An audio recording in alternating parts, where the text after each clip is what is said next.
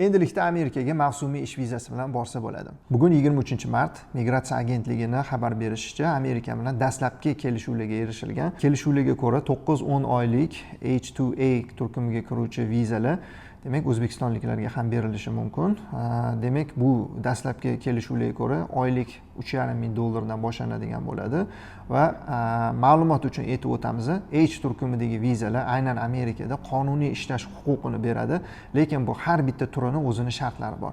Bugungi kungacha mashhur bo'lgan H1B turkumidagi viza bo'lardi, ya'ni bu IT xodimlari yoki vrach ma'lum bir sohaga oid odamlar o'sha yerda Amerikadan sponsor topib turib chiqardi. Endi H2 kategoriyasidagi vizalarda bo'lsa, demak o'sha raznorobochiy deydi ruschalab aytganda, bir martalik ishlarga chiqsa bo'ladi va bu demak vizada eng katta challenge, eng katta qiyinchiliklardan bittasi chiqib ketgan ishchini o'z vaqtida qaytib kelishiydi.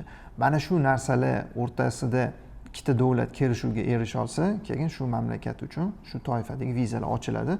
Shu paytgacha bunaqa turdagi vizalar asosan meksikaliklar uchun berilgan. Birinchidan Amerikaga Meksika yaqin bo'lgani uchun, ikkinchidan meksikaliklarning demak ish kuchi arzon bo'lgani uchun. Endilikda bunaqa vizalar o'zbekistonliklarga ham berilishi mumkin. Bizdan uzoqlashmanglar. Yangi tafsilotlar chiqadigan bo'lsa, qachondan topshirsa bo'ladi, shartlari qanaqa bo'ladi, barchasi haqida tez kunda ma'lumot beramiz.